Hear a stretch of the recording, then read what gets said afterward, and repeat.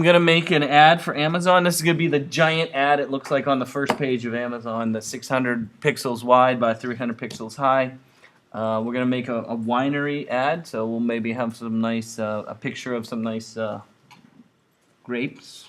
But I want to make my wine bottle in 3D. That's going to be one of my prime parts of my ad. One of the most important things you want to do is if you're going to animate your graphics in an animation program like Flash, InDesign, or what am I saying? Flash, After Effects, or Photoshop, the best thing is to have each object that's going to move to be on a separate layer. Because when you import it into an animation program, each one of those objects will be on a different layer in there, then you can animate them separately. Right? So if I'm going to have a photo that's in the background that's not moving at all, make it on its own layer. That's fine. You don't have to move it when you get to the animation program, but it should still be on its own layer. If you're going to have, let's say, a wine bottle and it's going to fly across the screen and stop, right? Or maybe just fade in, it should be on its own layer. So just keep that in mind. I might start with one and I'm going to call it background. Background. And, oops. And maybe I'll just make a quick background here. We're going to make a quick background of a gradient. Let's make a gradient. The gradient tool is right here, right? The gradient tool is right there. I'm going to make a gradient. What are we doing? Wine? Maybe a nice sunset.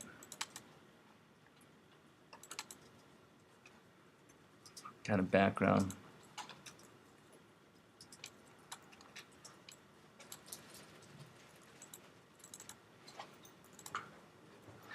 And so I'm going to make a nice sort of background. Oh, where's my rectangle? I can't make a rectangle.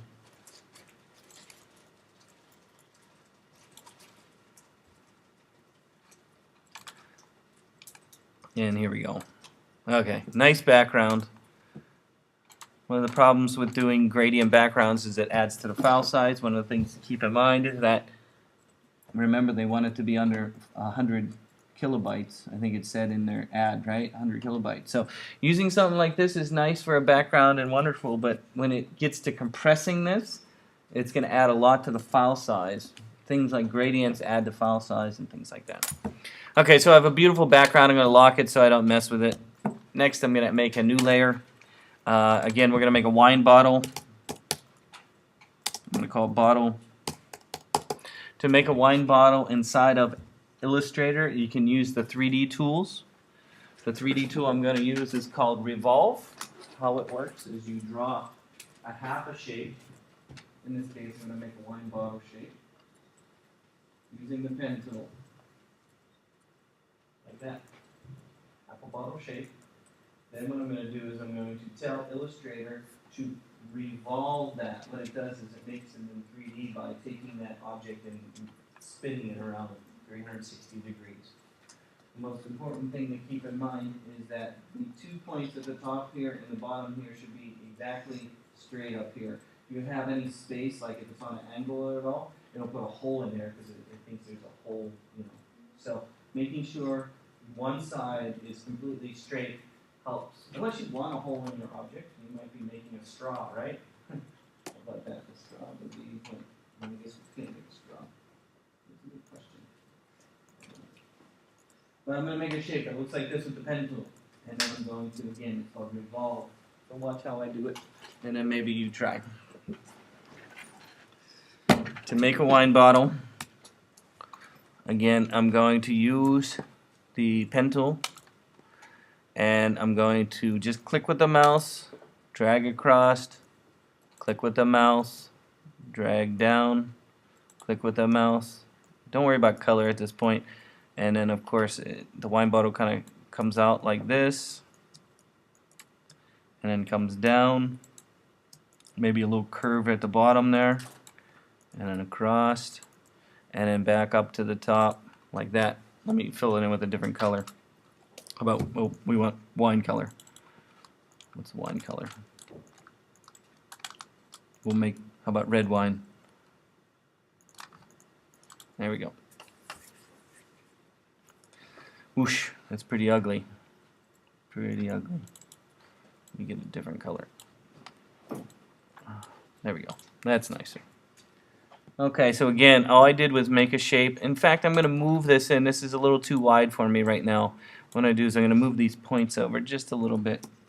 You want it, again, half a bottle. So remember, this is going to be double over here. It's going to double the size of this when I do the 3D object. And it's just a simple, again, think of half a shape of something, just like you have here, right? Half a shape of something, and then have the tool. We'll revolve it. So once you have a half a shape, to make it in 3D, we're going to use the 3D tools that are built into Illustrator. I think we looked at them already when we were using some of the, when we were making the icon, right? The 3D tools are located underneath the Effects window, 3D, and the one we want to use is called Revolve. And what Revolve will do, it's under there, is if you want to see what it does before you even start, you can hit the preview down here. And you can see, that doesn't look right. Okay, well, it's revolving around the wrong side.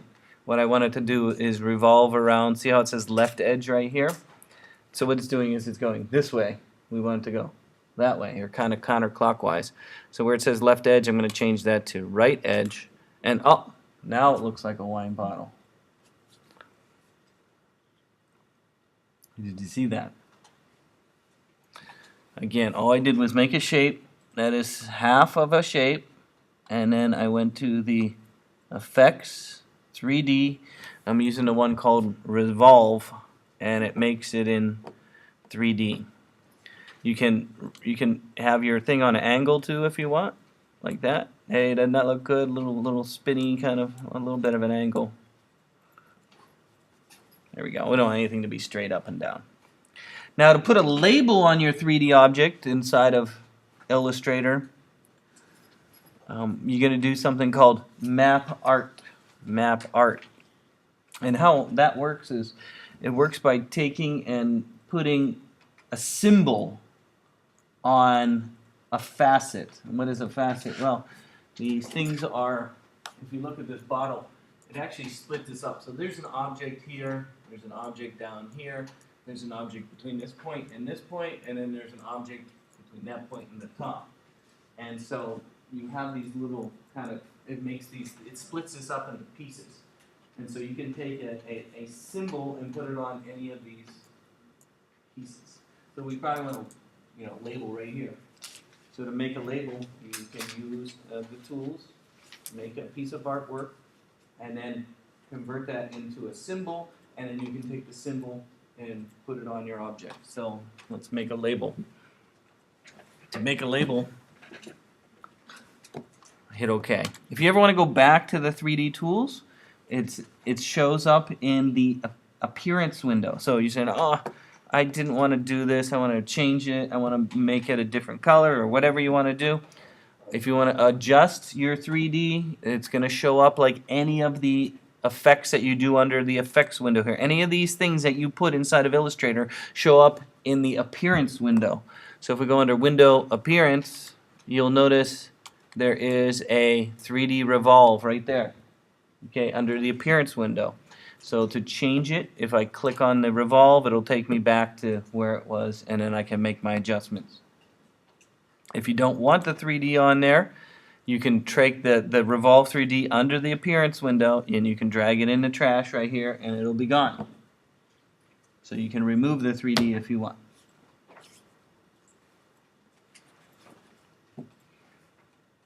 Again, to make a wine label, I'm just going to quickly make a wine label. There we go. Let's make a wine label. I can do it in the same layer, that's fine. I'm going to use the pen tool. And let's just think about the size. It's going to have to wrap around this object, so I'm not going to make it too big. I'm kind of make it a nice little wine label here. Move this out of the way here.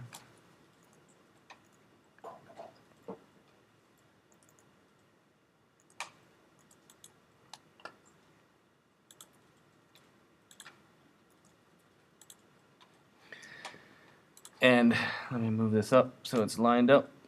There we go. Of course, I don't want the same color. Whoosh, green.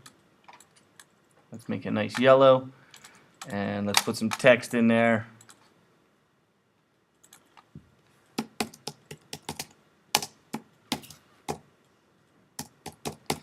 Put some nice label on there. There we go, some text. Call it Raskoff Vino. There we go. Maybe we need some kind of art in here. Do we have any? Oh, there's some. Oh, we don't want to use symbols. If you have a problem putting symbols inside of symbols, probably wouldn't do that. I can put a graphic in there, maybe a picture.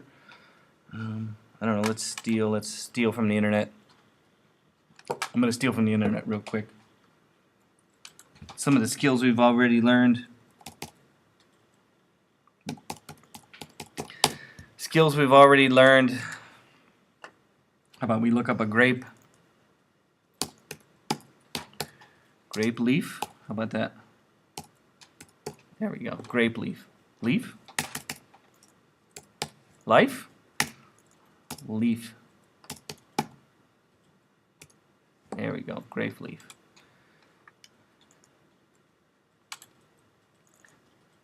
And this one even has little swirly things on it. Beautiful. Beautiful. Beautiful. This one has swirly things on it. Oh, that looks good.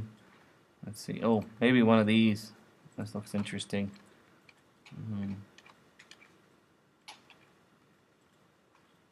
Ooh, this would be good if I had time. I would make that if I had time.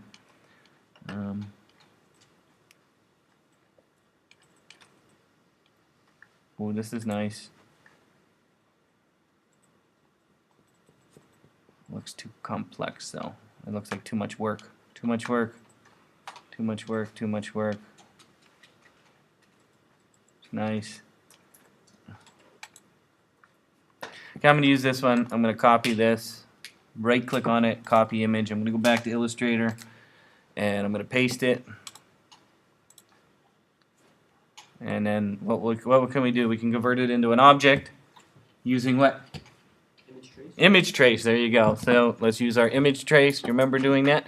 Under Window, Image Trace, and I'm going to use color. How about color? Color. How do I get color in here? Color. And let's limit it to few colors. And then let's tell it to ignore the white space. So all I get is just the leaves. Okay, so I think I showed you ignore the white space in the last example when we were doing the image trace, right? I think we were doing a portrait of Andy Warhol. Remember doing that? So again, I limited the amount of colors to 8 or 7 colors. And I opened up the advanced option and said ignore white space. So all the white that's around the leaves will be gone, disappear. So let's hit trace, see what happens. Oh, it didn't turn out as nice as I wanted. But I'm going to go with it because I don't have a lot of time. So we're going to shrink it down. There we go. We'll put it up there. Shrink it down.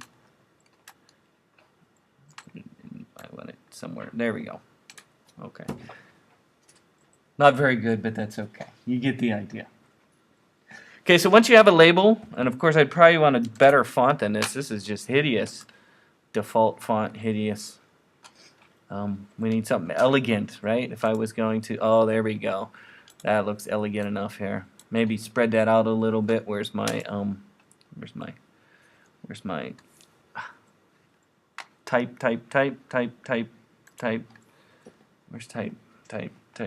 Oh, there we go. Let's spread out our leading here. Where's the leading? There we go. Let's spread that out. Ooh, there we go. Spread that out. There we go. Okay. Looks beautiful. One of the things I might do before I go and put this on my 3D bottle is I might convert the text to an object so that I don't have to worry about font problems. Okay, so again, when we were talking about taking your poster to a place to print it out, one of the things that I suggested was also converting the text to an object so that you don't have to worry about font problems, right? And the same thing here. So whenever you're faced with the kind of challenge of, oh, is it going to work? Is the font going to work somewhere else? Because I'm going to make this into a symbol. And then if I take this onto another computer and they don't have the font, that won't this symbol won't look right. And, avoid all those problems. If you got it the way you want it, go underneath Type, Create Outlines. We'll make it into objects. Okay, let's make this into a label. Again, I have a label. It needs to be a symbol. So you can bring up the symbols window. To put a label or any kind of texture on a 3D object, it must be a symbol. So to make it into a symbol, I'm going to bring up the symbols pop-up window. It's called symbols right here. Symbols. And right here's a symbol. And I'm going to grab the objects that are for my label, and I'm going to drag it into the symbol window. I guess that's what I want, right? I wonder why I have these default symbols here. This doesn't look right, but I'm going to drag it into the symbols window, and it's going to ask me to give it a name, and that name is going to be a wine label. Now, these options that you see in the symbols window, okay, when you're making a symbol, come from Flash. Okay, these are Flash terms. Movie clip or graphic clip. They actually come from Flash. And it doesn't really matter at this point anymore, but in the old days, in order to program something or animate something inside of Flash, it had to be a movie clip. And so these are terms that come from Flash. This 9-slice scaling comes from Flash, in that if you made like a button and it's going to scale to another size, how does it scale it? And so that was that. And then of course align to pixel grid is a way of telling it how to align, where it's going to animate from. Think about if you've got something spinning, where does it spin from, right? We can learn about that when we animate things. Let's hit OK for now. Okay, so I have my symbol right here. Once you're done with your symbol here, you can actually delete it. You don't need it. It's in the symbols library. You want to see it again or you want to bring it back, just drag it out. Woohoo, it's there again. Don't want it? Boom. So once you put it in the symbols library, you can remove it. Now let's put it on the wine bottle. Again, to get back to the 3D options in the wine bottle, we go over to the appearance window, right? Remember I showed you that already under appearance? Window appearance. There it is. In the appearance window, I'm going to click on my wine bottle, and there's my 3D right here. To put my label on my 3D, I click on it, and it's going to ask me, okay, hit your preview, it's fine. Again, there's my preview. So to put the label on the wine bottle, we can go to where it says Map Art, down here in the bottom, Map Art. When you go to Map Art, it's going to ask you what facet do you want to put your thing on. You'll notice it's giving me 4 surfaces. See how it says 1 of 4 up here? And I talked about how it's split it up. So it looks like I have 4 surfaces. If you scroll through them all, you'll see it's highlighting different surfaces. So it's asking you where do you want to put the label on. And of course we want it on this one. You can see it's highlighted in red here. To put it in there, we go and import it by using the symbol up here. See how it says symbol? It says none right here. But we made a symbol. That symbol was the wine label, right? There it is. Choose it, and you can see it here. If it's like rotated the wrong way and you can't see it, you can move it around in this window here. And you can see it. Oh, don't get it outside that area. If you can't see it, we might have to rotate it. It's kind of split halfway, isn't it? How do I fix that? It's on the other side. It's on the other side. Visible geometry? No. Shade work area. How do I get it around? Let me hit OK, and let me rotate it here. Here it comes. There it comes. If it's too big, you say, oh, that looks horrible. Go back to the map art and you can scale it in this window. There we go. So you can actually scale it in here. That looks good. There's a wine bottle. So again, you can do all kinds of wonderful things with your wine bottle. or whatever kind of bottle you want. And that's how you put a texture on a 3D object. Any questions? You'll have to watch the video maybe to do it yourself. Let's talk about more 3D stuff. I still got a yeah. How do you make the symbol again? The picture. Oh, how you make the symbol? You just draw any geometry you want. So you can draw whatever you want. Say you wanted a triangle, and then there it is. And make another triangle. There it is. Okay, so this is your label right here. You just select the objects and drag them into the window that says symbols. If you don't see symbols, it's under window symbols. See symbols right here? Should be a pop-up window, and you can just drag it into that window, and it'll ask you to give it a name. Triangles. Whatever, I don't know. And it puts it in there, and then you can delete it from here, and it's in there. Then you go back to the 3D. Remember, under Appearance is where you can choose the object, the 3D, and then you can wrap it after you click on it. It's Map Art down there. You just have to try it. Once you get it, you'll know how to do it. Let's do a couple more 3D things right now. How about if instead of having a wine bottle, I wanted just another 3D thing. Again, the one that you might want to try might be the extrude, or not? Yeah, extrude is a good one. Remember, extrude kind of pulls objects away. So maybe in your ad you wanted an arrow that's in 3D, and it's going to be pointing at your product, flashing 100 times an hour in your animation, which would be a total violation, of course, of the Amazon ad. But we can live on the edge a little bit maybe. So let's say you want to make an arrow. If you're bold enough, you can make your own arrow, right?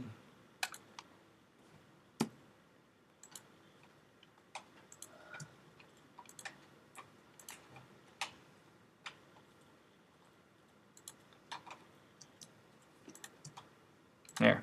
See an arrow. It's not a perfect arrow. If only I had a perfect arrow. There we go. Just a little bit. There we go. There. It's a little better. So if you want this to be in 3D, again, I wouldn't do the Revolve this time, but I might use the Effects 3D. I might use the Extrude and Bevel. If you remember that, we did that with the wheel at one time. How that works is it gives you this, again, you get the same kind of thing, but if you hit preview, you can see it. See how it's kind of extrude, it pulls it away, and you can change the depth. You can pull it away further or less. Or less, a little bit. The bevel is the edge of the extrude, so if you want to have like a little edge to it, like that, you can do that.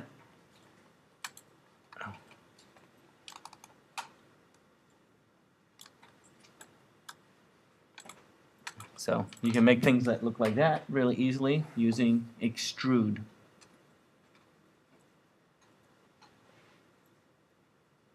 There's one more in there called Revolve. Revolve works similar to the, no, it was Rotate. I'm sorry, Rotate. Rotate, I don't even know what Rotate does. Let me just try a shape here.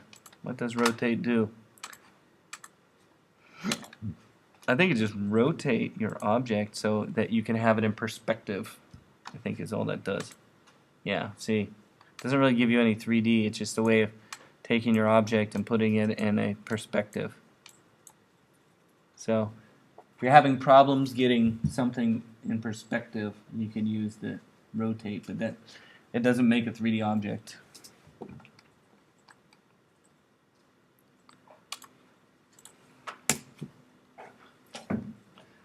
Okay, let's finish our ad. So here's my wine bottle. Probably before I would bring it into an animation program, I would convert the wine bottle to objects. So instead of getting rid of the 3D effect, we'll do that next week when we get to animating it. So let me finish my ad here. Let me keep my, I like my arrow. That might be a good part of my ad. So let's bring in some graphics. I'm going to go to the internet and steal some more graphics off the internet. Let's just steal some pictures of Napa Valley. How about that? We'll find ourselves a nice, happy field here. Happy field of grapes. Happy field of grapes. Happy field of grapes.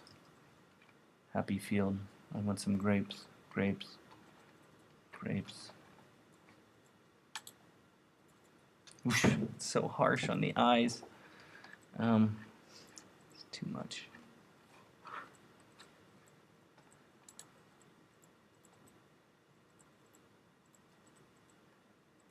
Is it still trying to download this? Oh my. Okay, that one's too big then, I guess. Oh, this is quite nice. With these nice big grapes here. This is kind of out of focus here. Okay, let's take this into Photoshop and manipulate it a little bit. One of the things you might want to do is make sure you have an alpha channel. I was thinking about this the other day, talking in my app class on Wednesday. We're going to talk about what's an alpha channel, and I don't know if all the students know what an alpha channel is, so I'm going to talk about it briefly right now. I got 10 minutes. Okay, so what is an alpha channel? Well, it's a transparent layer. So I don't want to use this picture completely as is. I kind of like the grapes here on the side, but I don't like this stuff over here. So I want to bring it into Photoshop, and I'm going to remove this stuff and keep this stuff here. Okay, now you can't really do that in Illustrator, so you have to use Photoshop. So what I'm going to do is I'm going to copy this image. I'm going to go to Photoshop.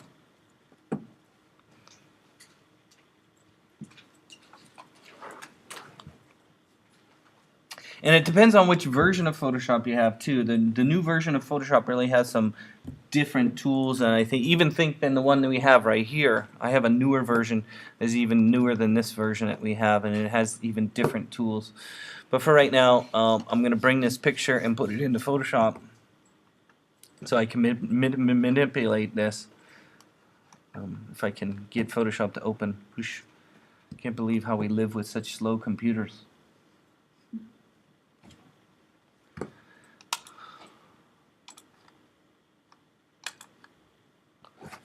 Over spring break though, hopefully I got the okay to buy new Macs, so we'll have new iMacs for the new room that we're going into the new building. So we'll have new computers then. Okay, so to get rid of all this stuff and keep the grapevine, okay, I'm going to use a tool. What is happening here? In my layer. Okay, I want to keep this stuff here. So here we go. I'm going to use really. Is that slow? Yeah, look. The newer version, you can actually manipulate the artboard so you can move it around inside the window here. This version you can't. So I'm going to use the magnetic lasso. Is my favorite tool. How we use the magnetic lasso is I'm going to go around my grapevine here. I'm going to go all the way around the edge that I want to keep. I want to keep the edge here. I'm going magnetic lasso, magnetic lasso, and I'm going around. I'm going around, going around, going around, going around. Here we go. Go around my grapes here, grapes here. Go up into my grapes here. Go around, keep some of these grapes. Go all the way around, back to the beginning. There we go. So again, I was using one called the magnetic lasso. And so I made a couple mistakes here. You can fix those mistakes by using the regular lasso and holding down the shift key or option key to add or remove from a selection. So in this case, if I go to the regular polygon lasso, I can hold down the option key and remove part of my selection. There we go. Maybe this part too. Okay, I don't have time to go through all that, so I'm going to do it real quick. Okay. Oh, what happened to my projector? Did it die? I think so. Oh, man, everything is dying today. Damn. How could that be? I was just demonstrating such wonderful stuff. This was almost done. I was going to be done. Okay, I'm going to copy. No, I'm going to make it work.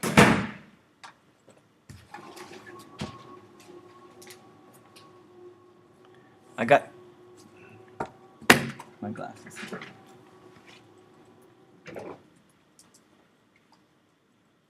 Got 6 minutes. Okay, here we go. Let's try and turn it back on. Was it going? No? It wasn't blue the whole time, was it? No, it just stopped. It just stopped? Okay. See, I think it recognized that I was telling you we're going to a new room with brand new computers, we're out of here, and it got mad at me. It's true.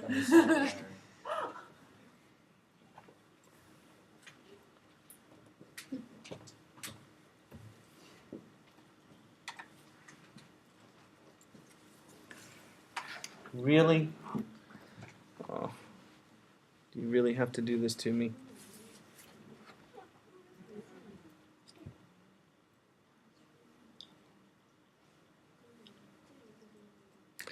Okay. You can come around here and watch if you want. I don't know what to do about the projector. I'm going to need it later this week. So if I copy my selection, I can go over to Illustrator and I can paste it. And then I can... The alpha channel is the transparent area that's around the outside of the picture.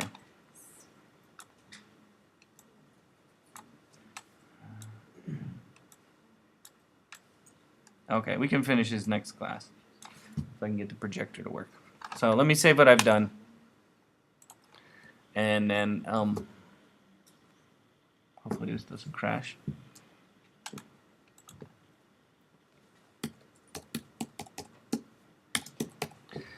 Bummer.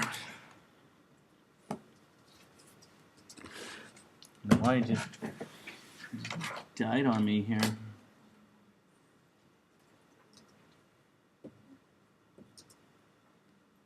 Well, there it goes, and it came back. Okay, again, all I did was, after I was done making my selection in Photoshop here, I copied it, and then I pasted it inside of Illustrator. Now, if we zoom in here, you'll notice that the transparent area is this part that was outside of the selection.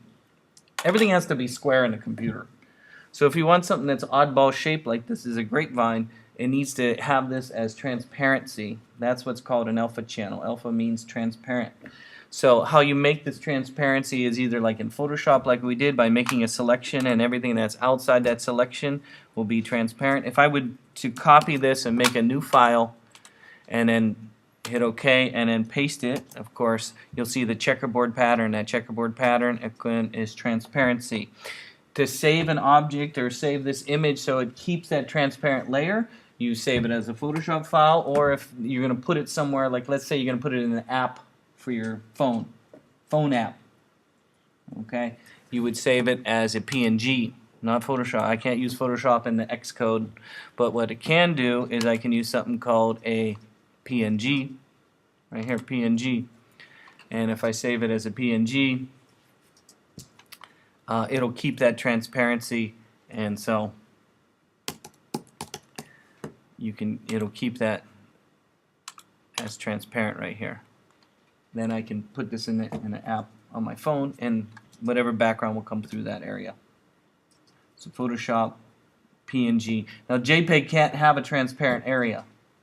So JPEG bad. If you want transparency, bad. GIF bad. Now in a new version of Photoshop, they have this export as PNG here also, and they also have this export as right here. This is really functioning. I'm starting to talk Photoshop here, I'm sorry, but once you get to making things in Photoshop, you're going to have to go and there's a great export window now inside here, and it doesn't look like, oh this is old, mine is so much better, it's so much better, yeah, okay, they need to upgrade this version.